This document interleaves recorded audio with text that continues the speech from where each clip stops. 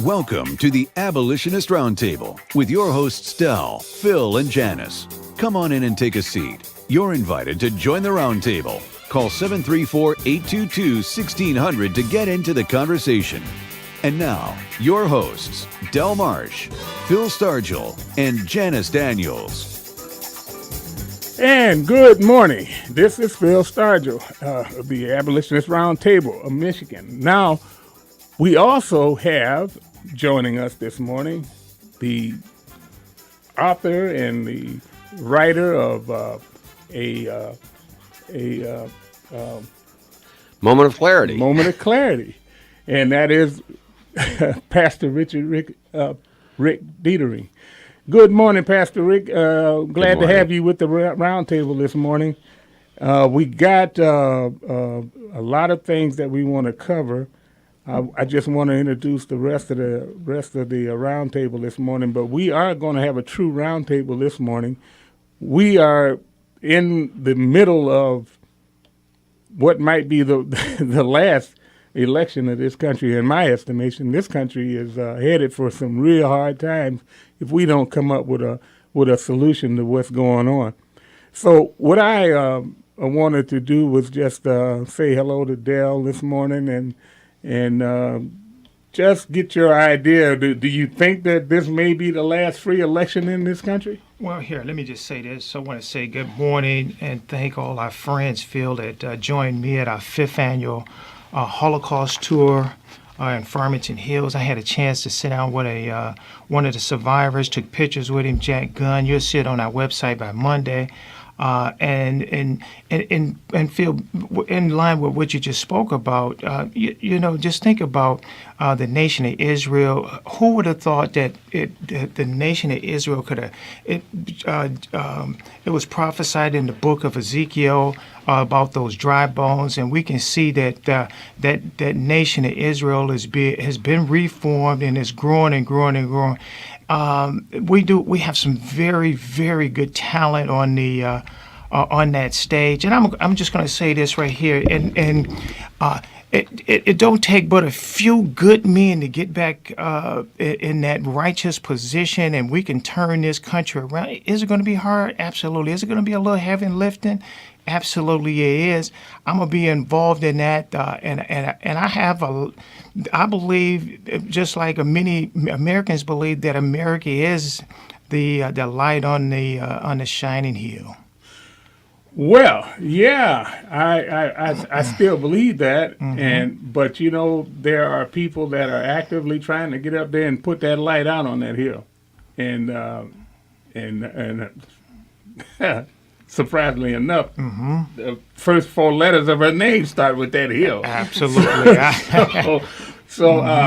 But also want to say good morning to Mayor Janice Daniels, and how are you this morning? Good morning, Phil. I'm doing great, and I'll tell you, I think of the story of David and Goliath. Yes. When we start to think about all the troubles that we have in this world. David was a little shepherd boy, and nobody had any faith in him being able to fight anywhere near the kind of enemy that he felled with one well-placed stone. So I have great faith in America, and I have great faith that this won't be the last election. We are at a turning point as far as I'm concerned. We're going to take down these uncircumcised Democrats. Yeah, absolutely. We're going to take them down. These take them Philistines. down. That's what they are. That's They're Philistines. We're going to take them down. That's Well, I love the optimism this morning. Thank you. And believe me, I'm as optimistic as both of you, and I hold that same optimism. But when I say the last election, did I put the word free in there? Yes, I think you did. Okay. Yeah, and our freedoms have been eroded immensely, as we all know. I'm not saying anything that anybody doesn't already know, but whenever I'm in the room with a pastor, I always get this heavenly feeling and this sense of hope and courage. Well, that's what the whole thing is about absolutely. this morning, is trying to conduct a strategy that we can carry forth and do. We have the opportunity. We have a microphone, and we have listeners, and we have a plan. We need to figure it out.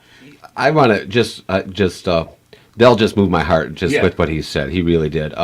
And he referred to that shining city on the hill. Of course, that's coming out of Matthew. And that became a very important phrase in this country with John Winthrop coming over on the Arbella. He gave this sermon on the Arbella about this nation that he was coming to would become this great shining city on a hill. But he put in that same sermon a warning to this nation that if we ever broke our end of the deal with God, that we would become just a byword, a passing thing. He also said that the prayers of all the saints that went into this nation would become our curse, if we ever really turned our back on God. And that's what we see happening today. But I also see this, just not to be the naysayer, for us Christians, I see this as a wonderful opportunity in which we could step up and really show the power of God and the power of prayer and how we look at things. But we're going into an election cycle right now. Yeah. And I know we'll give you a chance to introduce this, but we're going into an election cycle right now. And how we as Christians look at who we vote for is all important. We cannot look at our candidates from a union perspective. You got a lot of Christians in the unions, but when they go in their vote, they're taking their union in with them instead of their Bible in with them. They're taking their union leaders in that voting poll with them rather than taking a godly perspective in with them. And so we as Christians have got to start uniting and say, no, we are going to go in there and vote on a Christian perspective. Well, I'm absolutely for that, and that's why the question is why. What are we trying to accomplish, and why are we trying to accomplish it? If you notice, there are 16 members of. Isn't it? It might even be more. There's a governor or something that's running also, but he just doesn't have the numbers. But there are several people that are running in the Republican Party that don't get the attention. And the thing is, they don't. It's because they just don't poll well, and there's only so much room on that podium. Right, especially when you have a media that's opposed to you and antithetical to everything that you stand for anyway. And the whole spectrum is being covered. I mean, from Republicans in the name that they are more Democrat than they are Republican. And then we have conservatives that really almost have nothing in common with the ideals of the Republican Party. That's why I like to call myself a Christian constitutionalist. Yes. In the Tea Party movement and the education that we've all gone through, that's what I've come to the conclusion. I'm not a conservative necessarily, but I am a conservative. Mm-hmm. But I would like to more properly say that I'm a Christian constitutionalist, because that then defines me exactly where I stand religiously and where I stand in terms of government. I want to play one soundbite, and then we can go from here, because this is going to establish some of the ground rules that I'm thinking. That Derek, would you play that soundbite for me? But like what I'm saying is, what you just said was a form of victim blaming, right? You were saying that what the Black Lives Matter movement needs to do to change white hearts is no, I'm not talking about. Look, I don't believe you change hearts. I believe you change laws, you change allocation of resources, you change the way systems operate. You're not going to change every heart. You're not. But at the end of the day, we can do a whole lot to change some hearts and change some systems and create more opportunities for people who deserve to have them. Thank you, Derek. That is what we face. That's the philosophy that we face. They don't care about changing hearts. They don't want you to come to a decision based on, what is correct and incorrect, what is the biblical thing to do, or whatever. They want to make a law and tell you will obey that law. If you don't, we will bring the full force of government down on you. That's why it's so hard to do anything with the IRS. That's why it's so hard to do anything with the EPA. Because they have come in there with these laws and they've changed systems to fit their way of life and what they want to force on people.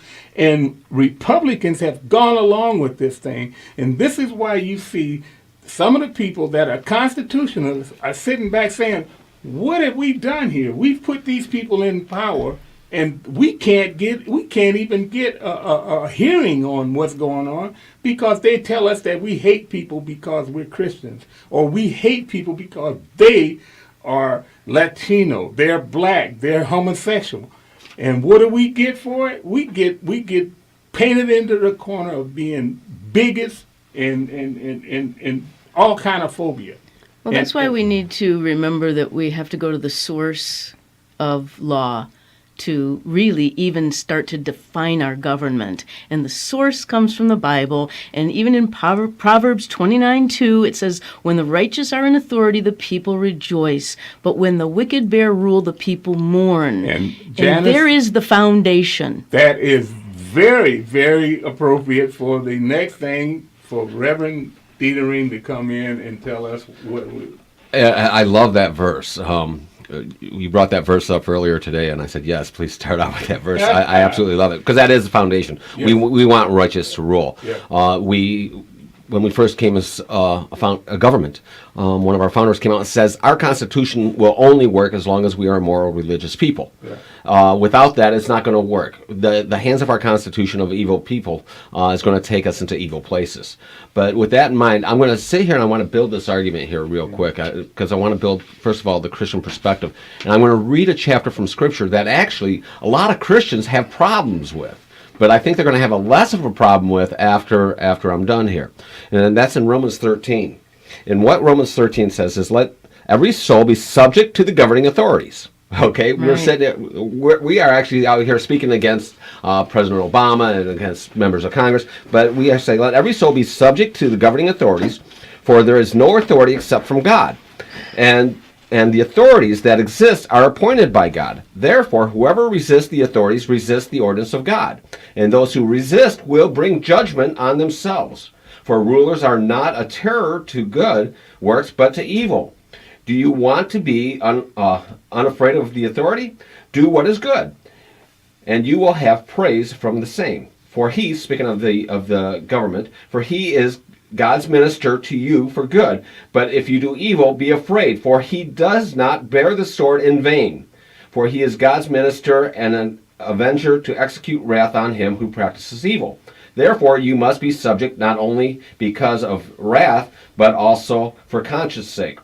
For because of this, you also pay taxes, for they are God's ministers attending continually to this very thing. Render therefore to all their due, taxes to whom taxes are due, customs to whom customs are due, fear to whom fear, and honor to whom honor.